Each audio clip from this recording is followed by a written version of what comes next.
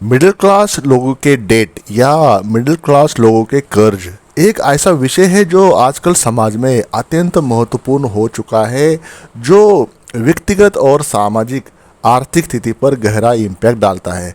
धन की मांग और उसका उपभोग बढ़ता जा रहा है, जिस कारण मिडिल क्लास के लोगों को ऋण लेने या कर्ज लेने की हैबिट हो चुकी है, या उनको ज़रूरत पड़ जाती है कर्ज लेने के लिए। ऐसे में वे अक्सर ऋण का सहारा लेते हैं ताकि उनकी आवश्यकताओं को पूरा किया जा सके या उनकी ज़रूरतें पूरी हो सके। लेकिन ये कर्ज अक्सर उनकी इकोनॉमिक कंडीशन के लिए एक बड़ी चिंता का विषय बन जाता है या चिंता का कारण बन जाता है, जो उनकी फाइनेंशियल पोजीशन को इम्पैक्ट करता है लॉन्ग टर्म पर। तो इस वीडियो में हम मध्यम वर्ग के कर्ज की वास्तविकता पर बात करेंगे और उसके कारण या उसका इम्पैक्ट, और लास्ट में उसके सॉल्यूशंस पर बात करेंगे। यदि आप हमारे चैनल पर पहली बार विजिट कर रहे हैं तो कृपया इस चैनल को सब्सक्राइब करें, और लास्ट में अगर वीडियो अच्छा लगेगा तो लास्ट में लाइक करना भी न भूलें, क्योंकि ये वीडियो आपके जीवन में धन संबंधी या पैसे संबंधी समस्याओं को सुलझाने में डेफिनेटली हेल्प करने के लिए पोटेंशियल है, ऐसा मैं मानता हूँ। तो मैं आजुम करता हूँ कि इस चैनल को आपने सब्सक्राइब किया ही होगा, और एक लाइक करके हमें इंस्पायर करना न भूले। तो चलिए वीडियो शुरू कर लेते हैं। मध्यम वर्ग के लोगों की कर्ज की वास्तविकता। मध्यम वर्ग के लोगों की कर्ज की वास्तविकता अधिकांश ऐसे परिस्थिति से जुड़ी होती है जो व्यक्ति के फाइनेंशियल और सोशल जीवन में आ सकती है। तो यहाँ कुछ रीजंस है जो मिडिल क्लास के लोगों को कर्ज में जकड़ देती है। सबसे पहला है बढ़ती महंगाई।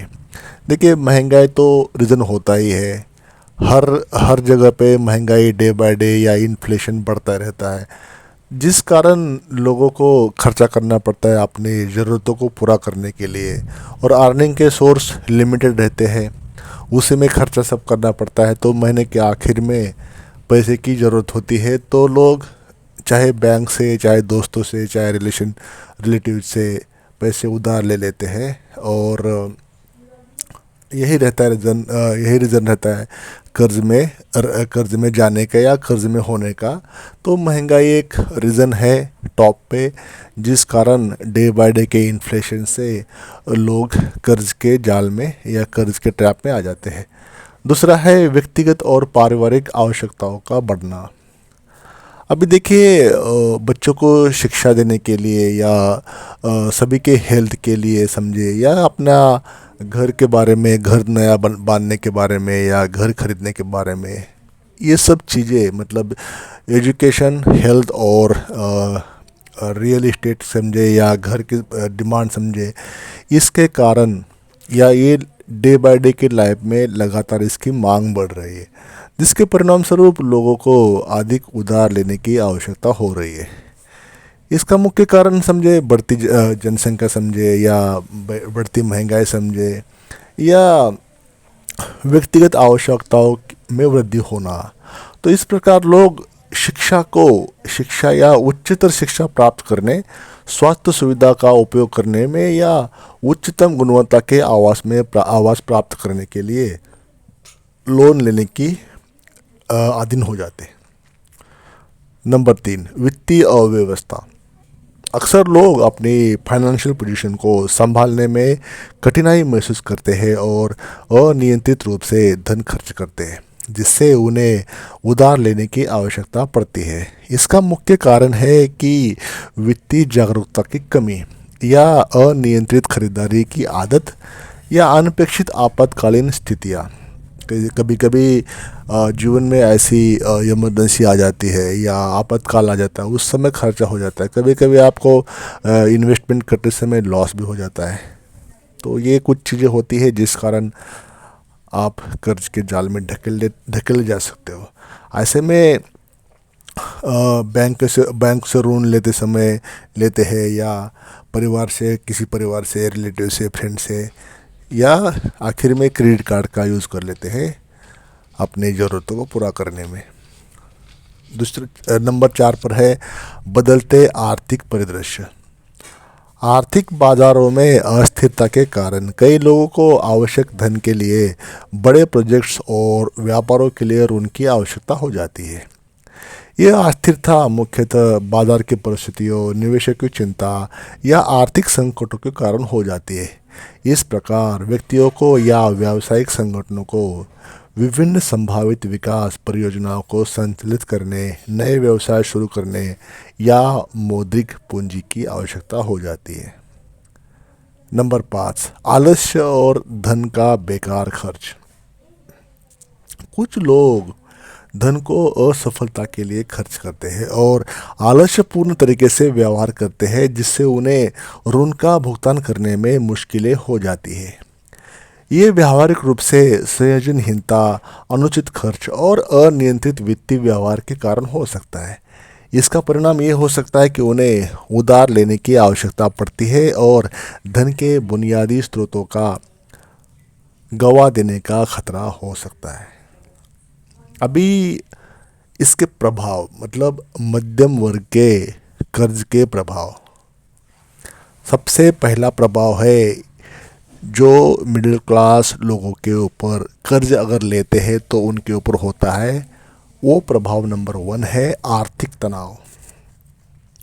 दोस्तों, कर्ज का बोझ मध्यम वर्ग के लोगों को आर्थिक तनाव में डाल सकता है, जिससे उनकी चिंता और व्याकुलता बढ़ सकती है। ये आर्थिक दबाव उनके फाइनेंशियल पोजीशन पर असर डालता है और उन्हें निरंतर कर्ज के भुगतान की चिंता में पड़ा रहना पड़ता है या रहना पड़ता है। इसके अलावा कर्ज से उत्पन्न होने वाले नकारात्मक प्रभावों की संभावना भी हो जाती है, जैसे कि वित्तीय संपत्ति का नुकसान, ब्याज का भुगतान और क्रेडिट स्कोर की कमी। यस, ये जो तनाव है, ये तनाव क्रेडिट कार्ड के ऊपर भी आ जाता है, क्योंकि ये खतरा बना रहता है। आपके ईएमआई हो या आपके जो भी हफ्ते होते हैं बैंक को देने के लिए या क्रेडिट कार्ड का पेमेंट का भुगतान, इसमें विलंब या बाउंस होने का खतरा होता है, जिस कारण definitely it reflects in your CIBIL score, जिस कारण आपका क्रेडिट स्कोर भी इम्पैक्ट हो जाता है और डे बाय डे कम हो जाता है, जिस कारण लोन मिलने की संभावना कम हो जाती रहती है। नंबर 2, सामाजिक प्रतिष्ठा में गिरावट। लोन की वजह से व्यक्ति अपने सामाजिक प्रतिष्ठा में गिर सकता है, क्योंकि उन्हें धन की कमी के कारण समाज में उचित ढंग से रहने की समस्या हो जाती है। वह अपने सामाजिक और पारंपरिक संबंधों में असमंजस और असुरक्षित महसूस कर सकता है। ये अपने अभी कभी एक्सपीरियंस किया होगा। जो कर्जे में रहता है, जो डेट में रहता है, उसको समाज में जो पहले जैसा मान रुतबा या सम्मान होता है, वो पैसे न होने के कारण वो कम होता रहता है। तो पैसे का न होना आपके लिए शर्मिंदगी की बात तो है ही। तो समाज में पैसे अगर नहीं है तो डेफिनेटली आपके इज्जत में या पद प्रतिष्ठा में कमी होगी या उसमें गिरावट होगी। 3 नंबर है बदलती वित्तीय स्थिति। कर्ज की वजह से व्यक्ति की वित्तीय स्थिति में परिवर्तन आ सकता है, जो उनकी सामाजिक और पारिवारिक जीवन शैली को प्रभावित कर सकता है। नंबर 4, बचत और निवेश में बाधा। कर्ज का बोझ उनके लिए बचत और निवेश करने की क्षमताओं को इम्पैक्ट कर सकता है, जिससे उनकी आर्थिक सुरक्षा पर असर डाल सकता है। नंबर 5, बदलती दैनिक जीवन शैली। कर्ज की वजह से व्यक्ति की जीवन शैली पर भी असर पड़ सकता है, जिससे उन्हें व्यायाम, स्वास्थ्य और मनोरंजन के लिए समय नहीं मिलता है ना। दोस्तों, ये कुछ खास पॉइंट्स बता रहा हूँ, आपको शेयर कर रहा हूँ। तो ये पॉइंट्स आपको हो सकता है कि बोरिंग लगे, हो सकता है कि आपको ये पॉइंट्स सुनने में अच्छे नहीं लगे, लेकिन ये रियलिटी होती है, क्योंकि फाइनेंस के मैटर पर लोग अक्सर सुनने को तैयार नहीं होते, जिस कारण वो फाइनेंशियली सफ़र कर लेते हैं। इन्वेस्टमेंट, बजटिंग, ये वर्ड्स बोरिंग होते हैं, सुनने में इंटरटेन नहीं होती फाइनेंशियल मैटर्स पे।